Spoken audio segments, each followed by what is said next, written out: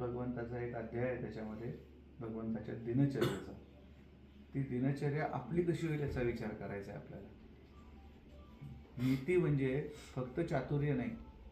आपण नीतीच्या गोष्टी ऐकताना कसं होतं बघा, भगवंतांची काय नीती आहे. त्यांनी आत्ताच अर्जुनाला त्याला कर्णाला मारायला सांगितलं.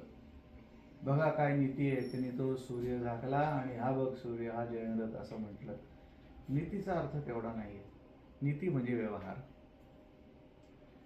व्यवहारातनं तुमची नीती समजत असते. धर्म म्हणजे तत्व, आणि ती तत्व तुम्ही वापरली कशी जीवनामध्ये, त्याचा व्यवहारात कसा उपयोग आणला, ही धर्मतत्व आहेत. हा नियम आहे. हा तुम्ही कुठे, कसा, कधी, कशासाठी वापरला आणि त्याचा परिणाम काय दिसला, त्या सगळ्या वापराला म्हटलंय नीती. म्हणून आपल्या मानवी जीवनामधली सगळी ही जी शास्त्र आहेत, जे नियम आहेत, ते कसे वापरायचे ते आपल्याला भगवंतांनी शिकवलंय.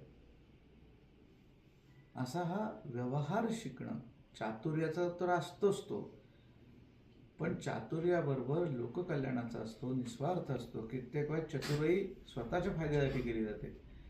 त्याच्यामध्ये स्वतःचा स्वार्थ कुठेही न ठेवता, कसली अपेक्षा न ठेवता, तो वापरायचा कसा भाग, तो चालवायचा कसा, ही नीती शिकणं. की ज्या नीतीमुळं जगताचं पोषण भगवंतांनी कसं केलं, प्रत्येक प्राणीमात्राचं पोषण कसं केलं, त्याचं कल्याण कसं केलं. म्हणजे शिक्षा देणं ही कल्याणच आहे त्याच्यासाठी, आणि आशीर्वाद देणं ही कल्याणच आहे. कल्याणात दोन्ही गोष्टी येतात.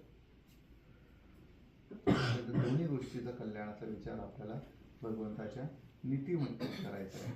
नीती म्हणजे व्यवहार. भगवंताचा व्यवहार आपल्याला समजून घ्यायचा आहे. ठीक आहे, चला निघूया. हरिओम.